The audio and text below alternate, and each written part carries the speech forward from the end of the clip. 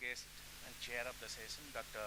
D.R. Singh, Honorable Vice Chancellor, Bihar Agriculture University, Sapur.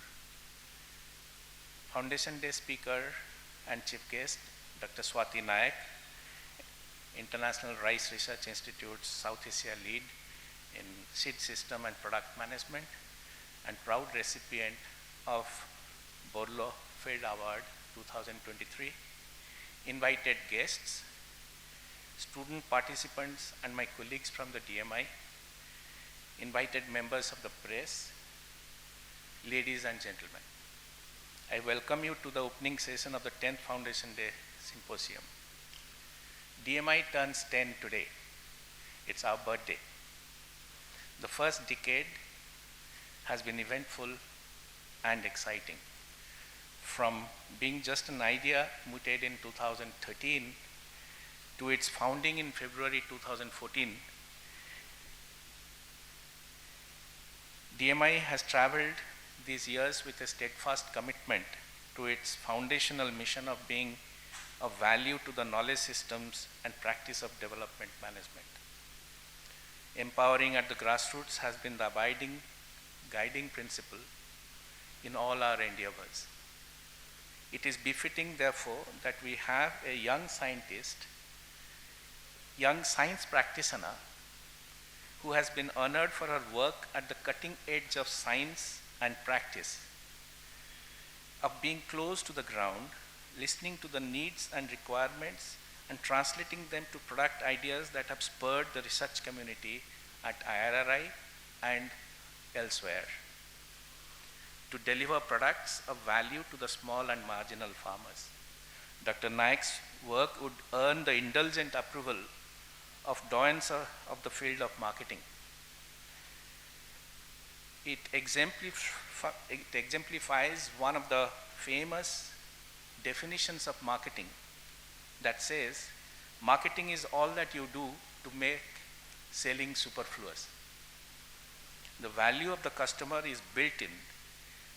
The value to the customer is built in through a process of co-production, and therefore no sales push is required afterwards. We are indeed privileged to have you, Dr. Nayak, amidst us on this very special day. We also feel privileged by the august presence of the Honorable Vice Chancellor for this special session. As we complete the first decade, 10 years is a relatively long time in an individual's life, but a short one for an institution. We need to be careful on two fronts. In most institutions in India exhibit a very short half-life. From the nuclear science point of view, you would understand half-life, beyond which there is a permanent decay that sets in. And institutions do suffer from very short half-life. Some people have estimated that roughly about anything between 15 to 25 years is the period when most institutions that begin with a lot of promise reach their half-life, and then thereafter what in institutional theory are called, they become permanently failing institutions.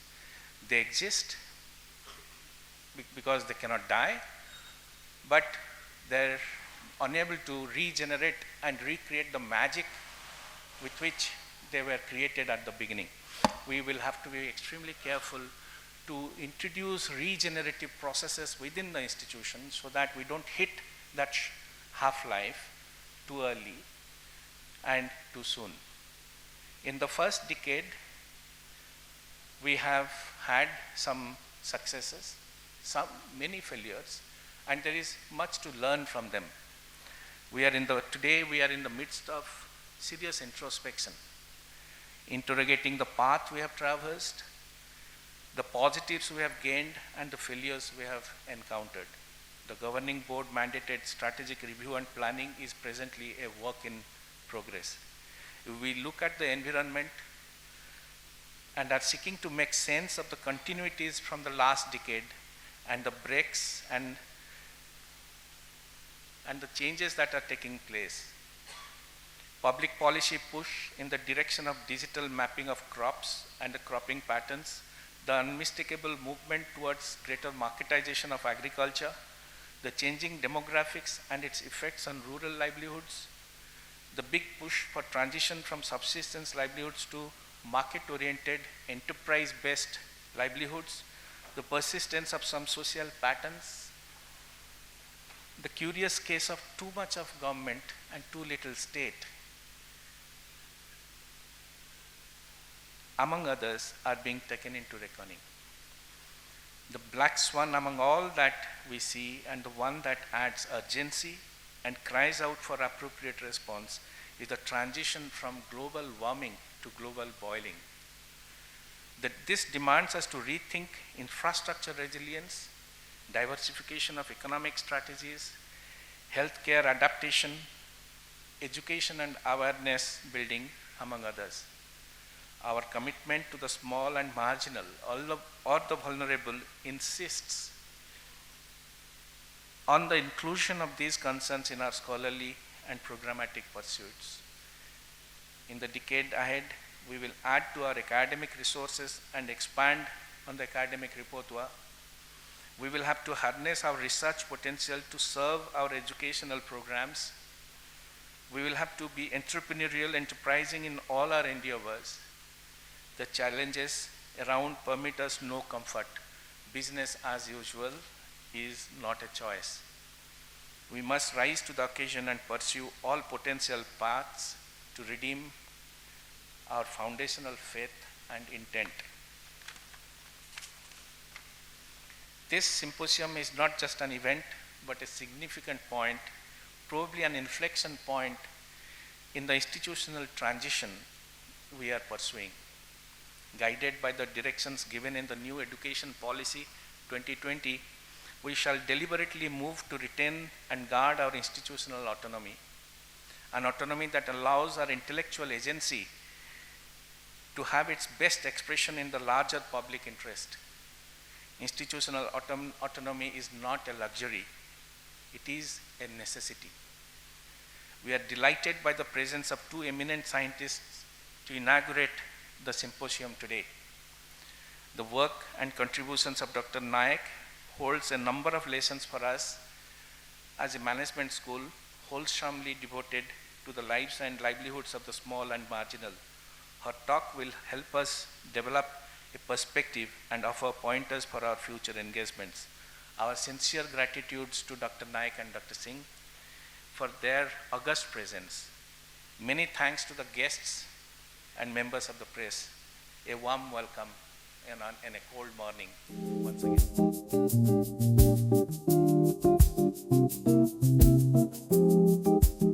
Well, very good morning to all of you.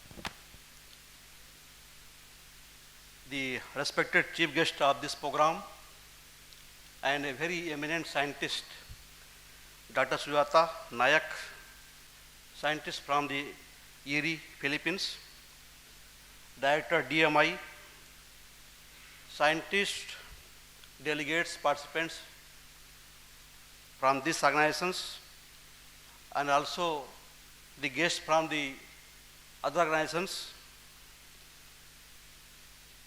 and other staff of these prestigious institutes, media personnel, ladies and gentlemen. I am truly honored to stand before you on this collective gathering of brilliant minds in this momentous occasion of the 10th Foundation Day of Development Management Institute of Patna. I appreciate the presence of people from different sectors, the academia, the NGOs, industries, or maybe some of the farmers representative and other organizations. This symposium presents an excellent platform for intensive discussions around science, innovation, and opportunities in agriculture in the current climate change scenario.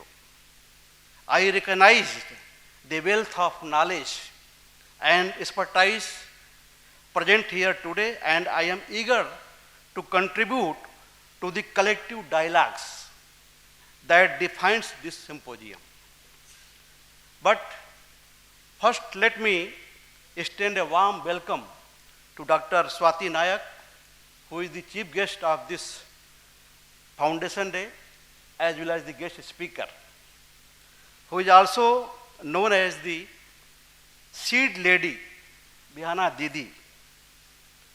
She has been awarded the renowned Norman E. Borlaug Award for field research and application for the innovative approach to integrating smallholder farmers in demand-driven rice seed systems, including testing and development, as well as equitable access and adoption of nutritious and climate-resilient rice varieties. Her different strategy, partnership, and unique positioning model to establish the drought-tolerant varieties that is called Sabagi Dhan in rain-fed areas of Orissa was highly commendable.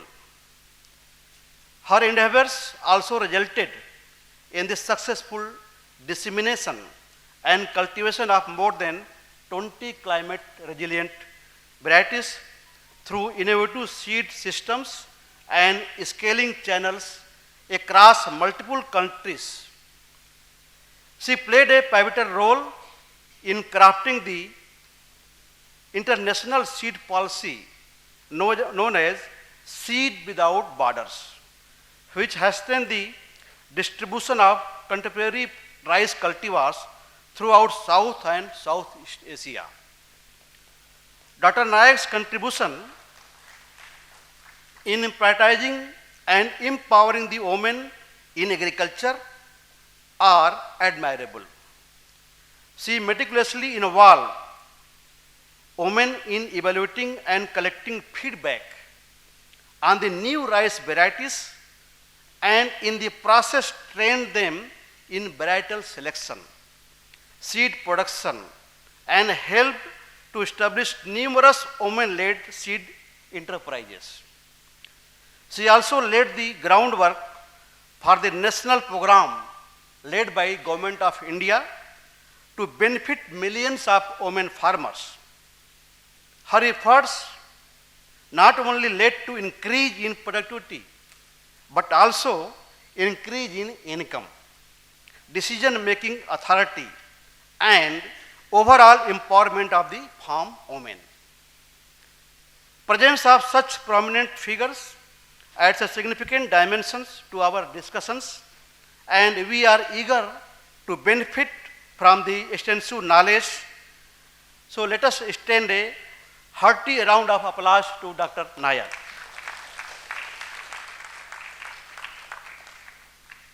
Your unique insights will be the inevitable to this symposium and to the state of Bihar. I also take this opportunity to extend my invitation to visit the Bihar Agricultural City sometimes as you find times. Well, on this occasion of the Foundation Day of Development Management Institute, Patna, that marks a decade of relentless pursuit of knowledge, innovation, and leadership in the realm of management education. To commemorate this milestone, I would like to take a moment to recollect the memories reflecting the incredible journey that each one of you as students has embarked upon within the walls of these esteemed institutions. Your commitment to education and the pursuit of knowledge is truly will shape a future generation of dynamic and visionary leaders. I hope your days at DMI was not just about acquiring a degree, but a transformative journey, embracing every challenge, every late night study sessions, and every group projects as a stepping stone towards your personal and professional growth. I hope the obstacles you faced taught you to learn, adapt, grow, and build resilience. Your peers, your professor, and the broader network you build here can be instrumental in your future endeavors. As future leaders, you have the power to make a meaningful impact, whether it's in a business, community service, or any other field. Strive to contribute positively to the world around you. Your actions matter. Collaborate, connect, and nurture relationships that will support your journey. So, as time given, I will not go through, but still I am very thankful to the, especially the director of the DMI for giving me the opportunity to be with us, with you, to interact. Once again, I thank to Dr. Swati Nayak. I think she has accepted our invitation also to visit BAU. And with this, I really, I am very glad and rather thankful to the director for inviting such a eminent scientist in the, not in the agricultural institutions, but the management institutions. So I think you are the pioneer to take a chance of having her presence and as a speaker. So with this, I thank you all. Thank you very much.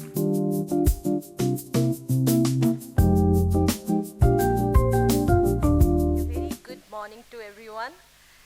It's really overwhelming, and trust me, like the picture which I will get today, this picture I am sitting between Dr. Misra and Dr. Singh. It's basically the whole story of my training, my value system, which led to receiving this coveted and prestigious award last year.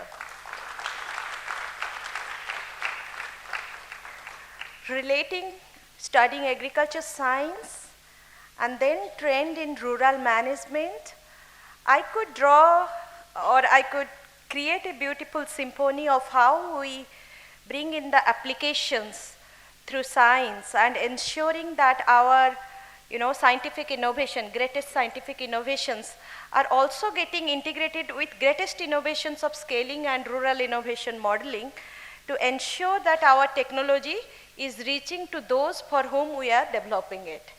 That is the whole essence of story, which probably I tried to understand while I joined in CGIR, or International Rice Research Institute, and my ultimate goal was that all that greatest innovations, be it any technology in climate resilient space, be it quality seed, improved germplasm, that our scientists are developing, eventually I have this responsibility to ensure that those are reaching to the smallholder farmers who are the most vulnerable stakeholders to the climate change or the scenario which we are talking about. So the entire innovations in terms of execution of different rural innovation models, livelihood models, enterprise, or bringing in policy innovations basically were towards bridging that knowledge gap, bridging that information gap,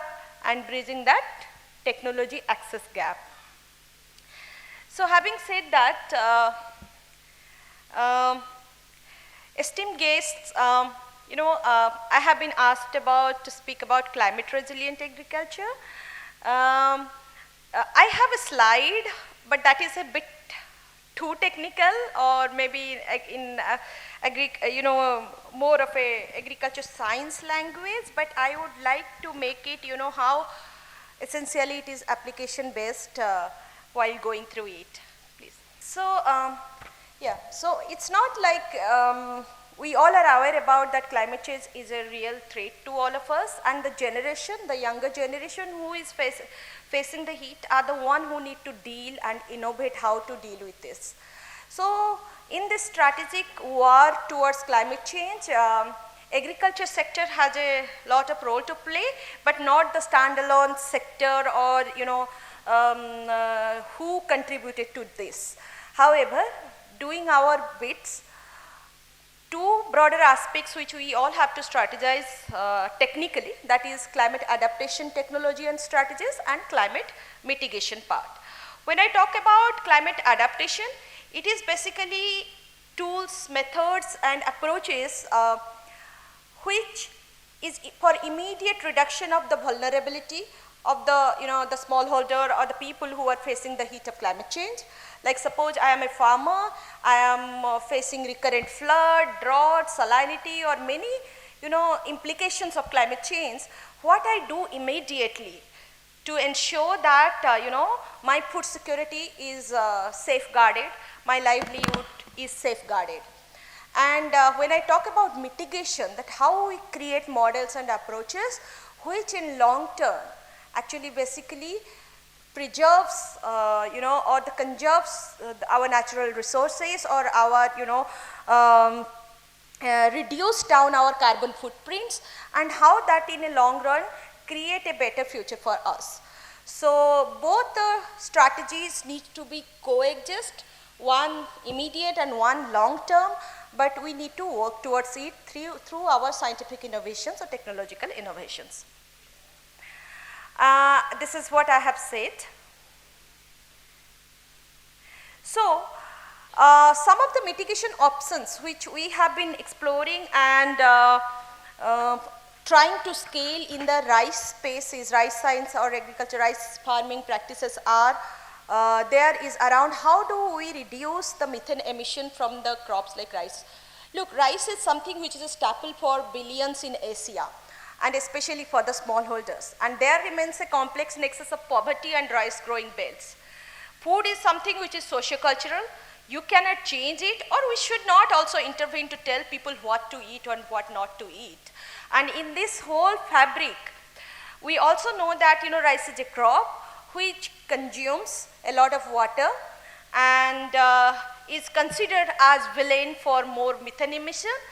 But if we can target this crop and invest in innovation in these crops, because it also captures the maximum market share or footprint in terms of the farmers, number of households growing this particular crop, then the amount of impact in reducing carbon footprint would be also quantified as high.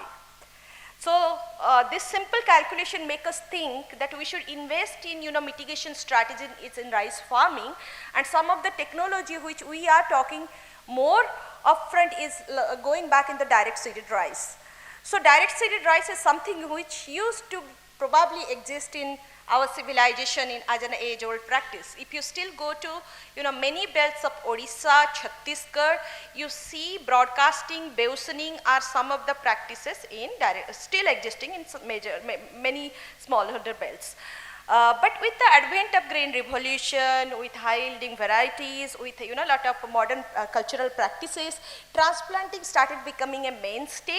But now we are going back in the time lane to reflect that we understand this is something which we need to do.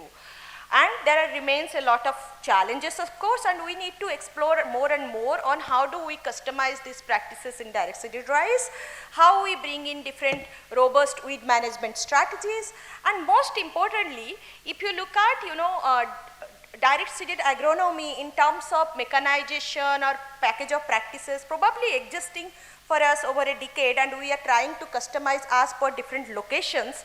So that we save energy, we save labor, we save water. So the, overall, we reduce the carbon footprint and cost structures also. But at the same time, think about the varieties which have been used, the high yielding varieties currently which we have been we have been using since the advent of green revolution in 1960s, those were never basically bred or developed for direct seeded conditions. Those were always tested in natural system or in farmer field under the transplanted ecosystem. Therefore, some of the traits which are necessary to reflect when you grow a direct seeded rice are not present in those. Maybe some matter of chance, but not with all of them scientifically. Therefore, breeding for direct seeded rice is something which has become one of the latest innovations in last couple of years, where we need to develop those varieties which have those particular traits to survive and flourish under the direct seeded conditions. Also equally give competitive yield compared to the transplanting rice. Similarly, other method of practices and alternative wetting and drying method, soil management, those kind of things are more towards the natural resource conservation for us and seen as a long-term mitigation strategy in agriculture. Next, please. So these are some of the tools which we also have been developing to quantify some of the mitigation factors, because one of the challenges is that even though we say as a technology it is very good, it reduces the carbon footprint and etc., but our tools and methodologies so far to count or quantify those carbon reduction and etc. is probably still needs a lot of appropriation and still needs lots of customization. And if in an era we are talking about carbon credit, that entire transparency in terms of approaches, methods, how do we ensure the end users or the adopter farmer is getting the benefits of that carbon credit in terms of suitable policies, suitable tools and methods to count those in monetary transactions. So those are some of the things which are still very nascent for our country, and we need to explore and we must explore going further if we are expanding these kind of approaches in our mainstream agriculture technology dissemination programs. Next, please. And some of the adaptation strategy. Now we see that adaptation is something which can immediately reduce the vulnerability for the smallholder farmers. Something which I work closely is around climate resilient rice varieties, for which I will be giving more narrowed down case of seed system. So here what we are talking about is different climate resilient varieties. In this picture you can see that how high is the survival rate of different flood tolerant, drought tolerant rice varieties which were grown in different head to head comparative trials. When we say head to head, it means it is like side by side aligned strip trials which exactly compares the varieties without any variation in management practices and also under farmer management practices. So we are not optimizing with inputs, fertilizers and etc. To get an optimal yield, but in a more realistic context we are comparing the genetics, basically the variety, to see that what is giving better yield under stress conditions. So we have a large number of evidence that how climate resilient varieties can act as in-kind insurance to poor farmers, and that should be the mainstream in our breeding approaches or in our seed system program. So this is one of the most powerful adaptation strategies. Now this is my last slide to sum up. So what, maybe we didn't do many things different, but we did things differently here. The first thing what we did is that we stopped delinking market and society. Often in our approaches, when we talk about inclusive model, when we talk about participation and etc., we forget a lot of market factors. Even if we are working with the smallholder farmers for products like seed, for the varieties of germplasms, these market factors will play. So delinking those thing was probably the mistakes or the approaches. So we started to bridge the gap between these two. We brought in both the concepts to a same platform. We started thinking as seed and germplasm not just as a critical input for smallholder farmers, but a product also. Then we bridged significantly the gap that established, gap was glaring at us with the breeding research verticals at different level with the extension research or extension platforms. We brought them together to talk and decide and have also very demarcated responsibilities and etc., and build that trust to each other, sitting on the same forum, talking to each other and relying each other's data and evidence. So that kind of collective effort, and we made it most exemplary way, participatory and inclusive, by talking about equitable and decentralized access of seed, by bringing in also alternative institution in large number to coexist with the formal system of formal institutions. And the partnership and partner capacity building was the prime factor in this whole process, because one or two scientists like me or the team of few could not be, but we have significant power in our national partners and stakeholders, like our tremendous power in the KBK network, especially in India, which we have probably in many countries we don't have. So when we have such great knowledge mass or experts sitting out there, it was just like connecting the bridge together and making sure different verticals talking to each other. So these were some foundations principles which we followed while we redesigned our approach around breeding and seed system dissemination to integrate market, society and the agriculture research together into an interwoven fashion. So thank you very much. On behalf of everyone present, I would like to extend our sincere gratitude to Dr. Swati Nayak, a highly distinguished Borlaug Award winner and champion for climate resilient agriculture.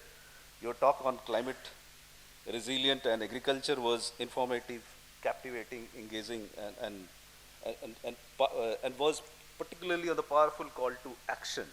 That is where we found it's very interesting. You painted a stark picture of the challenges we face, particularly on the related with the climate change, rising temperature, erratic weather fall, weather pattern, and these are the things which is creating a serious food security problems. Yet within your words, you brilliantly ignited a flame of hope. On a personal note, Dr. Nayak, your journey and unwavering dedication are truly inspiring. As you said, the symphony of the trained manager and trained scientist, it's basically, it's a very interesting, and that is how you demonstrated that accomplishment. So your emphasis on innovation, collaborations, and farmers' empowerment, particularly on those aspects, it's resonated deeply with us. And you reminded us that the solutions, much like challenges, are also very complex and multifaceted. Yet by harnessing collective power of science, policy, and community action, we can build resilient and navigate this unprecedented the change which is the planet is witnessing. Let us join in a resounding round of applause for Dr. Swati Nayak.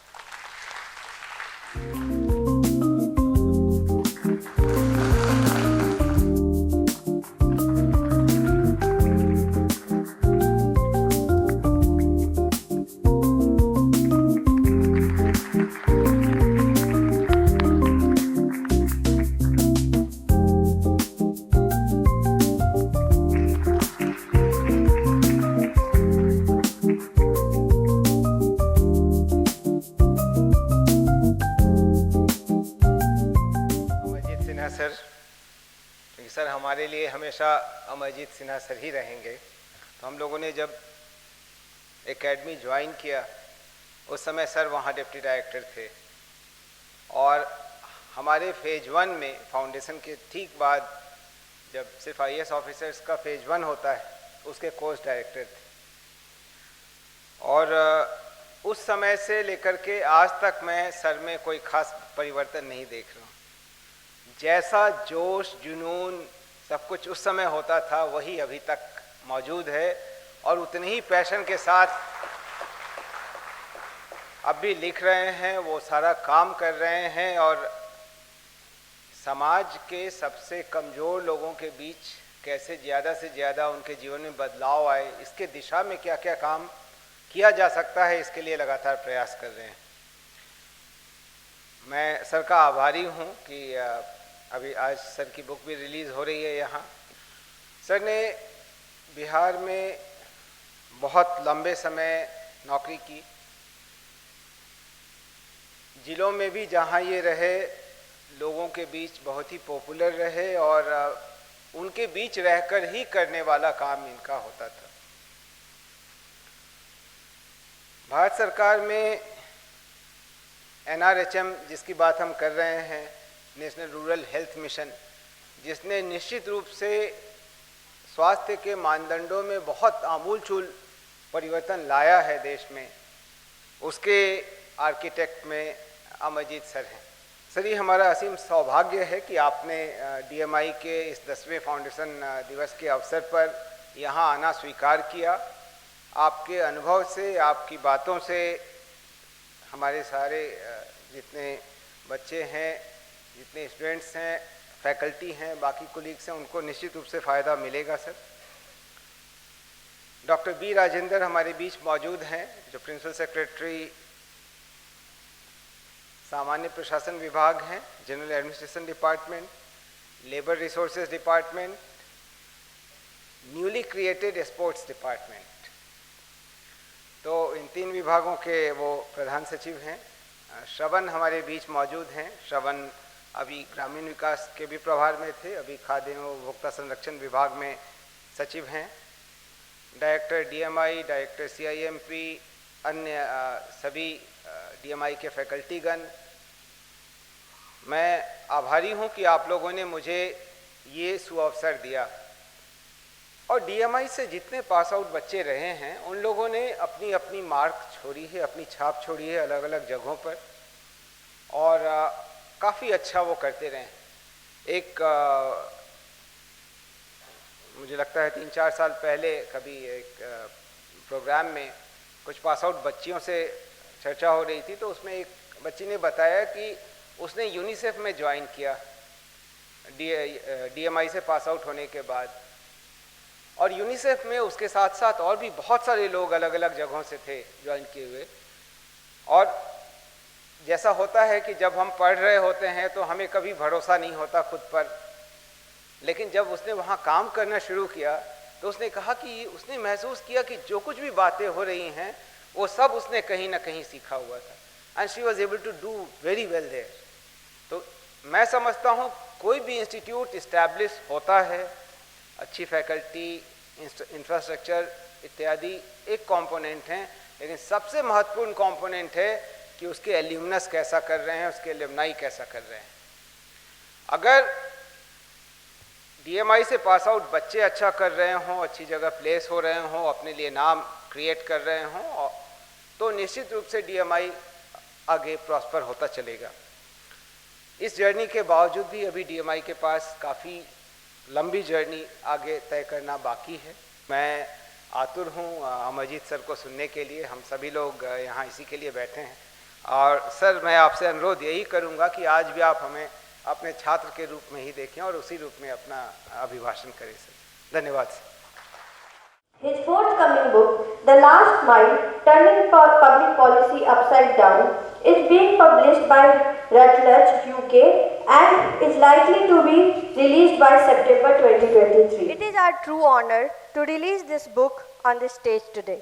The Last Mile, Turning Public Policy Upside Down, authored by our distinguished speaker, Sri Amarjeet Sinha sir. The Last Mile explores the gap and dichotomy between drafted policies and their implementation, and the last mile challenges which often make public services inaccessible to the poorest and the most vulnerable sections of the society. I request Director DMI and Professor Surya Bhushan sir to join the guests on the dais for the release of this book.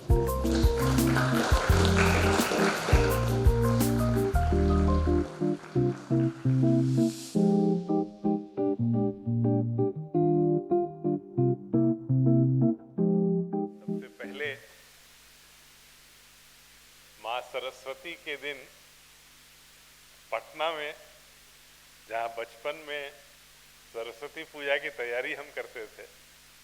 हमारा सौभाग्य है कि मैं आज यहाँ हूँ और एक ऐसे इंस्टीट्यूशन में जो लोगों के जीवन परिवर्तन में विशेष भूमिका निभा रही है। और ये हमारा सौभाग्य है कि आज के दिन ही जब सवेरे मैंने टाइम्स ऑफ इंडिया अखबार खोला तो पाया कि ये वही बिहार है जहाँ 2005 में पांड्या साहब हैं, मोइन हैं। आपको याद होगा कि 2004-05 के अगर आप आंकड़े देखते तो 10वीं की परीक्षा बिहार में जहां 36 लड़कियां होती थी तो 64 लड़के होते थे। आज के अखबार में यह सूचना मिली कि इस वर्ष मैट्रिक की परीक्षा लड़कियां ज्यादा हैं लड़कों से।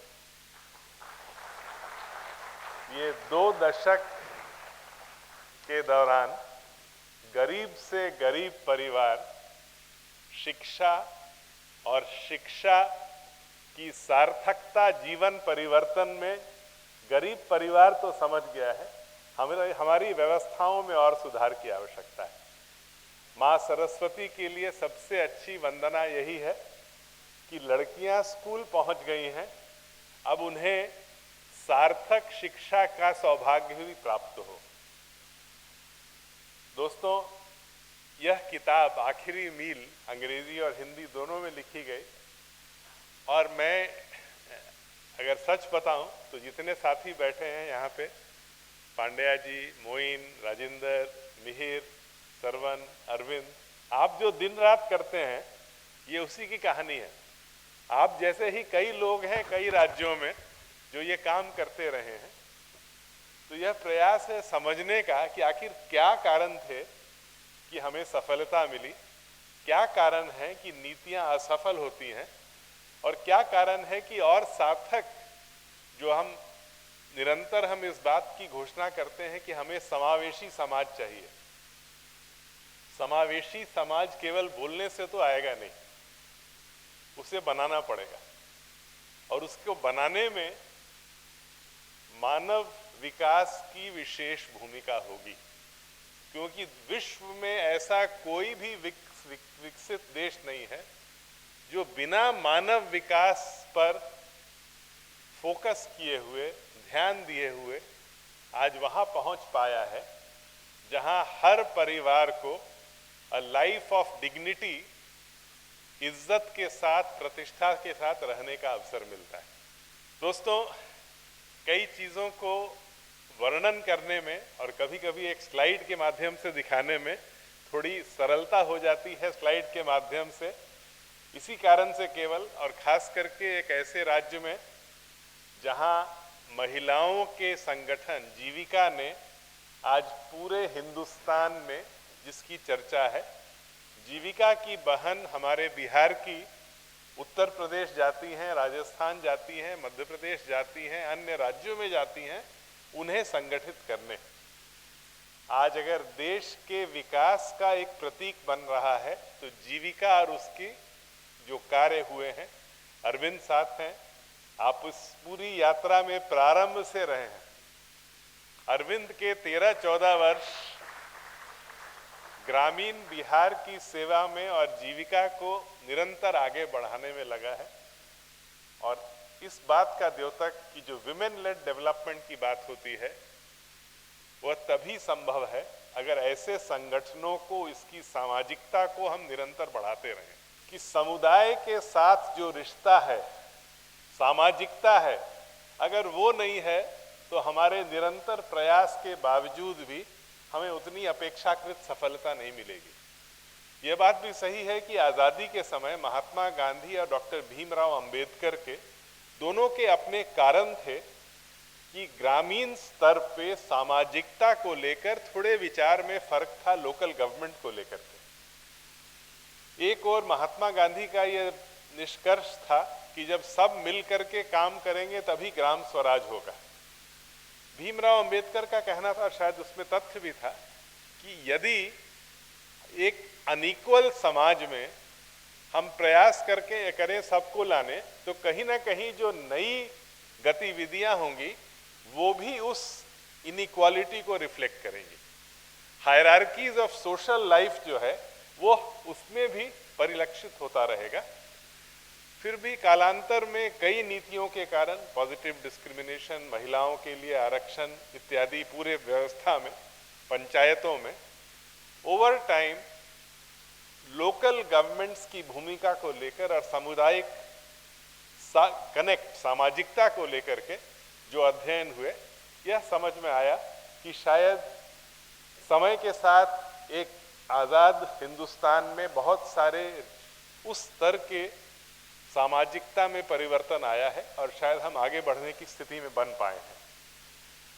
टेक्नोलॉजी की बात हम सब करते हैं, लेकिन टेक्नोलॉजी की बात हम ऐसा करते हैं लगता है कि अपने आप में एक एंड है। टेक्नोलॉजी तो एक मीन्स है, technology cannot be the and. हम कई बार सोच बैठते हैं अरे हमने बहुत बढ़िया ऐप डिजाइन कर दिया, अब तो हिंदुस्तान बदल जाएगा।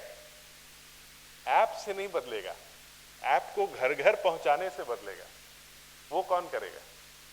बिना फुट सोल्जर्स के टेक्नोलॉजी भी एक, हम उसे देखते हैं as a tool of inclusion, लेकिन कई बार वो टूल ऑफ एक्सक्लूजन बन जाता है क्योंकि हम इस पर ध्यान नहीं देते हैं। पार्टनरशिप्स की तो जरूरत है ही है। मानव विकास का क्षेत्र ऐसा है कि कोई भी विभाग, चाहे शिक्षा का हो, पोषण का हो, महिलाओं का हो, पंचायत का हो, स्वास्थ्य का हो, अगर इतना ज्यादा इंटरकनेक्टेड है, जब तक हम सभी चीजों पे एक कॉमन प्लेटफॉर्म लेकर न चलें तो हमारी आउटकम्स थोड़ी लिमिटेड होंगी। सेल्फ हेल्प ग्रुप जब बिहार में बने तो हुआ कि बिहार में इकोनॉमिक एक्टिविटी उतनी गति से नहीं बढ़ रही है। मधेपुरा और सुपौल में एक प्रयोग के तौर पे एक प्रोड्यूसर कंपनी का गठन हुआ, दोनों जिलों में एक एक बड़ा सा प्रोड्यूसर कंपनी, 40-50 हजार महिलाएं हैं जिन दूध उसमें देती हैं, अपने पशु के जो भी हैं उनको कंट्रीब्यूट करते हैं, their milk pourers in that society. तो हम लोगों ने एक प्रयोग इस बार ये किया कि हम किसी को भी कैपिटल सब्सिडी 1 रुपए का नहीं देंगे, ना तो मुफ्त का चिल्लर देंगे ना तो मुफ्त का गाय देंगे, जो भी देंगे पैसे लेंगे। लेकिन सरकार की तरफ से ह्यूमन रिसोर्सेज मैनेजर्स हम 3 से 5 साल तक के लिए देंगे। सरकार उसमें लाइवलीहुड मिशन से उस ह्यूमन रिसोर्स का सैलरी, जो प्रोफेशनल की बात अरविंद कर रहे थे, डीएमआई के ही तैयार किए हुए प्रोफेशनल जो हैं, ये प्रयोग बिहार में किया गया 2 जिलों में, मध्य प्रदेश में 2 जिलों में, और बुंदेलखंड झांसी में करीब 70,000 महिलाओं की एक वहां भी प्रोड्यूसर कंपनी डेयरी की बनाई गई। तीनों के तीनों आज सरकार से उनको 1 रुपए की जरूरत नहीं, they can run on their own. The professional makes a difference. Where we often fail is in assessing this need, or especially to the director of the institution and all the students, what difference you make you know not. आपके बिना ये नहीं होगा, professional से करना हो। आज livelihood mission के अधिकांश जिलों में जहां बढ़िया काम हुआ है, नेशनल रिसोर्स ऑर्गेनाइजेशन कहीं प्रदान है, कहीं कुडुम्बश्री है, कहीं बाकी ग्रुप्स है, और हम बड़े प्राउडली इस बात को कॉलर ऊपर करके बोलते हैं कि हमारी बिहार की जीविका दीदी भी रिसोर्स पर्सन बन के जाती हैं बाकी राज्यों में संगठन खड़ा करने के लिए। No one would like to pass off their own powers. तो ये डेवोल्यूशन का मामला बार बार अटक जाता है, लेकिन जहां पे हो पाया है वहां पे इसके परिणाम अच्छे रहे हैं। डेवोल्यूशन की आज के दिन, because of the women's collectives across the country, we are better situated to actually bat for devolution than we were earlier. Friends, I have taken a lot of your time. Saraswati Puja के दिन आप अपना बाकी काम छोड़ करके यहाँ पे आए हैं, मेरे लिए सौभाग्य है। I am ever grateful to each one of you. I express my heartfelt thanks to both our speakers, Arvind sir and Amarjit Sinha sir, and to all of you for being present here for this, on this occasion of 10th Foundation Day Symposium. At the outset, I sincerely acclaim the unwavering support of our esteemed founding member and board member of DMI, Shri Arvind sir. We offer our heartfelt thanks with respect and appreciation to Arvind sir for graciously accepting our invitation to share this session. Thank you so much, sir. Amarjit Sinha sir, continuing with Arvind sir's articulation, given your pedigree, your energy, your perspective, your experience, your contributions and your thoughts open a window of opportunities and scope for all of us. As development practitioners, bureaucrats, policymakers or policy implementers, and academic researchers.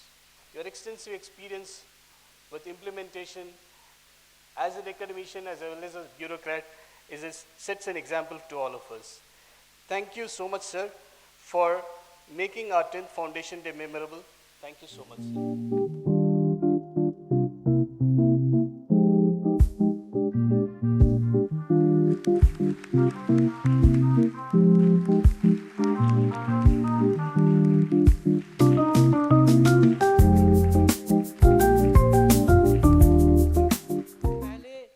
का भी vacancy निकला तो एक question आ गया कि उतने population नहीं होंगे जितने की जॉब्स है, तो हम ओपन कर देते हैं बाहर के लोगों के लिए भी। तो ये भी एक सच्चाई है कि वो सिनेरियो भी आ जाता है। तो इस सिनेरियो से कैसे बाहर आया जाए, कैसे इनको डिफरेंट अपॉर्चुनिटीज को दिखाया जाए, not only focused on a management education, because development management institute के बारे में अगर हम बात करें तो हम गवर्नमेंट फंडेड इंस्टीट्यूशंस हैं बट ऑटोनोमस इन नेचर है।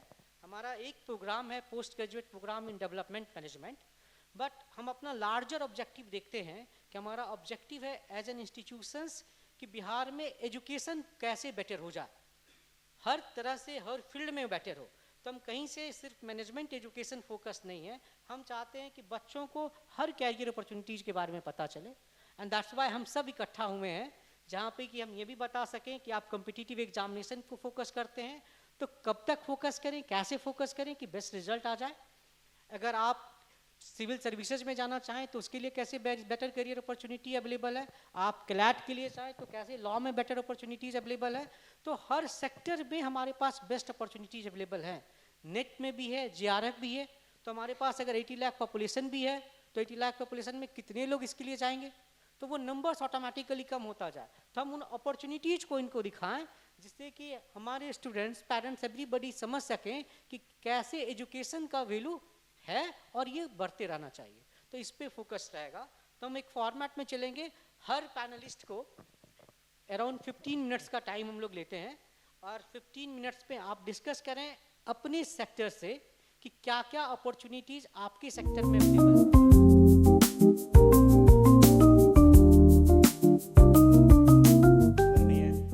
शंकर पूर्वेश सर, हमारे मित्र दुर्गेश सर, सुधीर सर और मित्र और छोटे भाई शशि जी, आप लोग, सबसे पहले सर ने बताया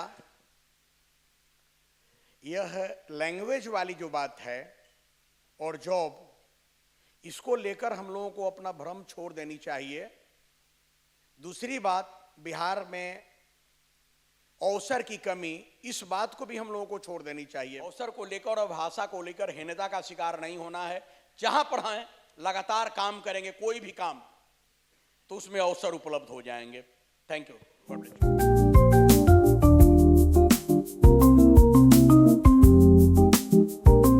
कई बार सार्वजनिक मंचों पर भी कहा है कि कहीं ना कहीं अगर बच्चों के एजुकेशन सिस्टम में कमजोरियां आ रही हैं तो उसकी जिम्मेदारी उनके माता और पिताओं की है जो वहां से वो कमजोरी पैदा शुरू कर दे हैं।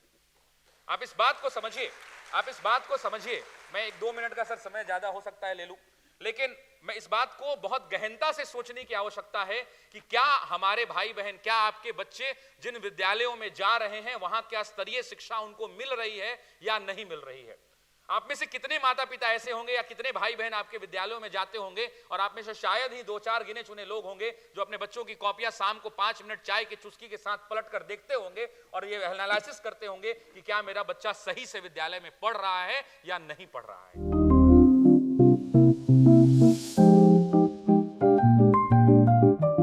तो अगर हम कदम धीरे धीरे बढ़ाएं तो हम ना सिर्फ अपनी मदद कर पाएंगे, कल अपने समाज की मदद कर पाएंगे। जैसे आप लोगों के लिए सोशल एंटरप्रेन्योरशिप है, कॉर्पोरेट में तो सब लोग जा रहे हैं, लाखों का सैलरी पा रहे हैं, जैसे सर बोलते हैं 1 घंटे का मिलियंस में कमाते हैं, बट हम अपने समाज के लिए क्या कर रहे हैं, लौट के क्या आ रहे हैं। तो आपका जो कॉज है, जो मुझे पता चला कि आप में से ज्यादातर लोग ब्लॉक में लौट के जाएंगे, उन जगहों पे काम करेंगे।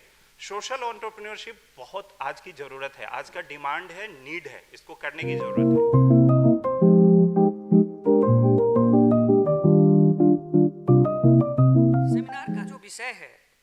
बड़ा व्यापक और प्रभावकारी है।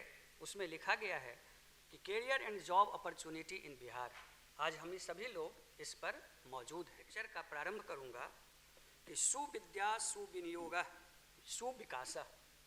शायद हो सकता है कि प्रत्येक दिन इस चीज़ को आप लोग देखते होंगे, लेकिन इसका शाब्दिक अर्थ मुझे लगता है आप लोगों को पता होगा। मैं ये कैसे कहूँ कि नहीं पता होगा, लेकिन यही है मैनेजमेंट, क्योंकि इसमें लिखा गया है सुविद्या सुविनियोगात सुविकास, अर्थात विद्या का सही उपयोग, सही विनियोग, सही सामंजस्य, सही क्रियान्वयन ही प्रबंधन है, और वही प्रबंधन का जो वास्तविक प्रयोग है वो अवसर है।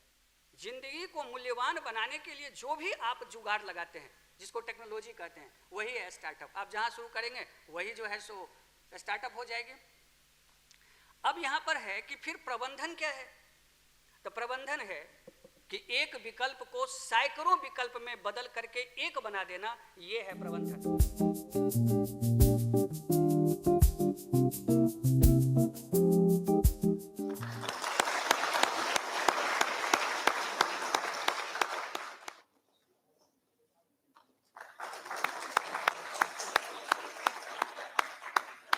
जैसे जैसे हमारी यात्रा बढ़ती गई इस भारत की खोज में कि ये कौन सा भारत है जो फुटपाथ पर रहता है, जो झुग्गी झोपड़ी में रहता है, जो विस्थापित होता है, तो इन बच्चों के बारे में ऐसा कुछ जवाब मिला कि जो हाथों से काम करते हैं उन पेरेंट्स के ये बच्चे हैं, और खुद भी तरह तरह के काम करते हैं। एक बार मौका मिला हमें एक पब्लिक हियरिंग, आपने सुना होगा शायद, जन सुनवाई। तो एक पब्लिक हियरिंग में शामिल थे हम, 400 के करीब बच्चे, अलग अलग इंडस्ट्रीज़ में काम करने वाले, carpet industry, chemical industry, chocolate बनाने की फैक्ट्री, बिल्डिंग बनाने के काम में, रोड बनाने के काम में। कारपेट में क्योंकि बच्चों की उंगलियां छोटी होती है तो आपको पता होगा कि छोटी छोटी गांठ वो कर सकते हैं, so huge child labour in carpet industry. After listening to their stories, Vinay wrote a very beautiful song about them. ज़्यादातर बच्चे पढ़ लिख नहीं सकते थे, पर बहुत खुश हुए जब हमने गाया ये सॉन्ग उनके सामने कि उनकी ज़िंदगी के ऊपर ये गीत है। वहाँ से ये शब्द आया है, ज़िंदगी के गीत। अरे दीदी और भैया, हम तो खूब गीत गाते हैं, हमारी ज़िंदगी के ऊपर भी गीत हो, ये तो हमारे लिए बहुत नई बात है। So what they did at the end, though they could not read and write, ढेर सारे फोटोकॉपीज़ सामने जाके एक दुकान थी वहाँ से करवाए और अपने सारे पॉकेट्स भर लिए उन्होंने। ये हमारा गीत हम वापस लेके जा रहे हैं। बड़ौदा रेलवे प्लेटफॉर्म पर रहने वाले बच्चे, उसके पहले एक और बात मुझे याद आ रही है। इन बच्चों को after 2-3 days of this convention जब पूछा गया कि आपको सबसे अच्छा यहाँ क्या लगा, तो हम सब सोच रहे थे, हमारे आपके जैसे लोग, कि वो कहेंगे कि लगातार कैमरा उनके सामने है, टीवी में उनकी तस्वीरें आ रही है, क्लिप्स आ रहे हैं, पेपर्स में उनके फोटोज़ छप रहे हैं, that is what they will say they like the most. But you know, Ahmedabad railway platform पर रहने वाले बच्चे, इन्होंने कहा दीदी और भैया हमें यहाँ 2 चीज़ें बहुत अच्छी लगी। सबसे पहले, what we all take for granted for all of us, जिंदगी में पहली बार पूरी थाली भर के खाने का अनुभव।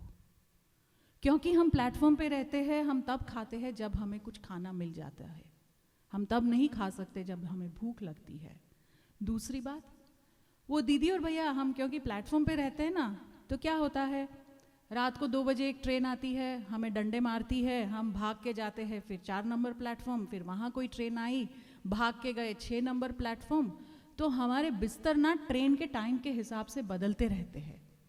जिंदगी में पहली बार बिना डंडे खाए एक जगह पर सोने का अनुभव, ये हमें यहाँ बहुत अच्छा लगा। बड़ौदा रेलवे प्लेटफॉर्म पर काम करने वाले बच्चे, वहाँ कुछ हमारे दोस्त एक नाइट स्कूल चलाते हैं, उनको बहुत अच्छा लगा गीत। उन्होंने कहा दीदी और भैया इतना अच्छा गाना है ना, हम एक पार्टी करेंगे, आप आएंगे क्या? हमने कहा ज़रूर आएंगे, क्यों नहीं। अरे तो क्या है दीदी, आप ना राजधानी के टाइम पे आना। राजधानी? अरे राजधानी बोले तो आपको इतना भी मालूम नहीं, वो दिल्ली से एक ट्रेन आती है, लंबी लंबी ट्रेन, पूरी ट्रेन दीदी अंदर से ठंडी होती है, क्या मस्त खाना मिलता है रे उसमें, लेकिन वो मोटे मोटे सेठ लोग ना सारा खाना ऐसे ही छोड़ देते हैं। तो जब वो ट्रेन रात को very late in the night it reaches Baroda, जब वो ट्रेन बड़ौदा आती है ना तो उसमें काम करने वाले लड़के वो बचा हुआ खाना सारा हमें देते हैं। तो अगर राजधानी के टाइम पे हम मिलेंगे तो हमारी कितनी अच्छी पार्टी होगी ना दीदी। एक छोटू सा बच्चा बोल रहा है। For me and Vinay after IIM Ahmedabad, CEPT, etc. This was the first lesson in the social science of this country that taught us कि इस देश के 2 करोड़ से अधिक बच्चों के लिए पार्टी माने राजधानी ट्रेन का बचा हुआ खाना। ये सारे बच्चे हम सबको कुछ कहना चाहते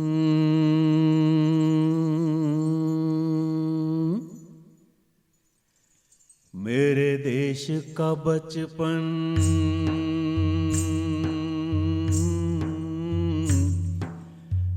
लापता है,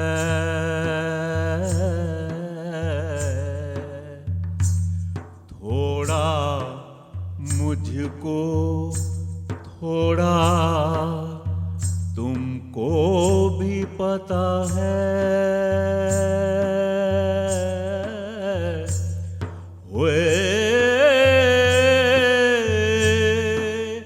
आओ मिलकर उसे ढूंढे जरा,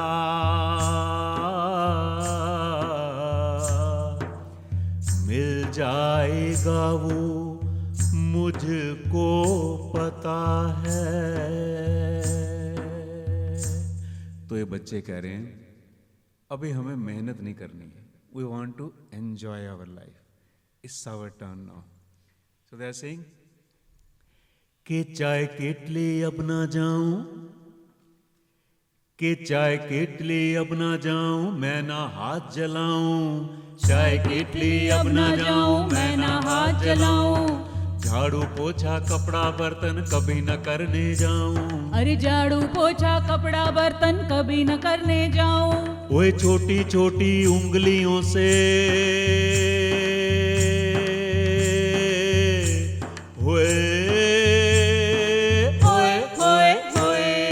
छोटी छोटी उंगलियों से ना कारपेट बनाऊं। छोटी छोटी उंगलियों से ना कारपेट बनाऊं। कपड़े पर ना रंग लगाऊं, ना जूते चमकाऊं। मेरी बारी है मजा मैं करने जाऊं, मेरी बारी है मजा मैं करने जाऊं, मेरी बारी है। गाड़ी के डिब्बों में जाके अपना गाना गाऊं। अरे गाड़ी के डिब्बों में जाके अपना गाना गाऊं। 2 नंबर के प्लेटफॉर्म पे भूखे ना सो जाऊं। 2 नंबर के प्लेटफॉर्म पर भूखे ना सो जाऊं। ओए सड़कों के रोलर पे चढ़ के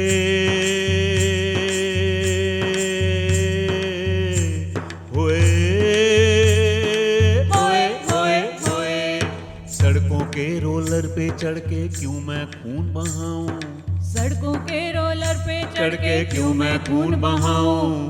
पुल जब टूटे नीचे आके अब ना जान गवाऊं। मेरी बारी है मजा मैं करने जाऊं, मेरी बारी है मजा मैं करने जाऊं, मेरी बारी है। शीशे की और पित्तल की भट्टी में अब ना जाऊं। शीशे की और पित्तल की भट्टी में अब ना जाऊं। ईंटों के भट्टे में जल के अब ना ईंट बनाऊं। ईंटों के भट्टे में जल के अब ना ईंट बनाऊं। ओए अब ना जाऊं बांध काम पे,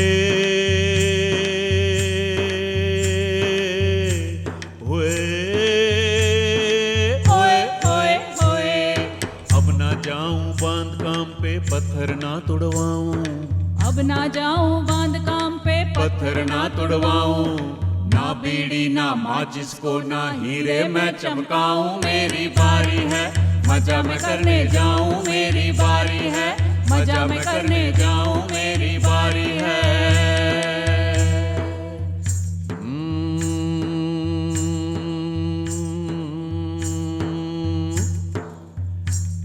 मेरे देश का बचपन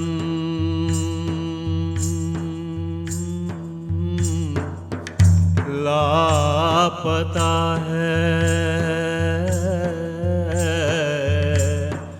थोड़ा मुझको थोड़ा तुमको भी पता है। ओए आओ मिलकर उसे ढूंढे जरा,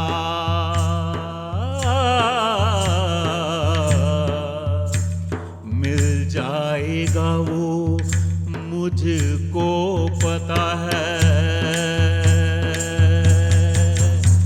कि दे दो मेरी 4 लखोटी, लखोटी होती है जो बच्चे मार्बल्स खेलते हैं, कंचे खेलते हैं। These kids are not asking for much actually. के दे दो मेरी 4 लखोटी, दे दो गिल्ली डंडा, दे दो मेरी 4 लखोटी, दे दो गिल्ली डंडा। तू रोज करूंगा खेतों में दौड़ूंगा, अरे तू रोज करूंगा खेतों में दौड़ूंगा। ओए रेती का वो ढेर भी दे दो, ओए रेती का वो ढेर भी दे दो, अपना महल करूंगा। रेती का वो ढेर भी दे दो, अपना महल करूंगा। बरसातों के पानी में मैं छप छप छप छप छप छप खूब करूंगा। मेरी बारी है, मजा मैं खूब करूंगा। मेरी बारी है, मजा मैं खूब करूंगा। मेरी बारी है, मजा मैं खूब करूंगा। मेरी बारी है।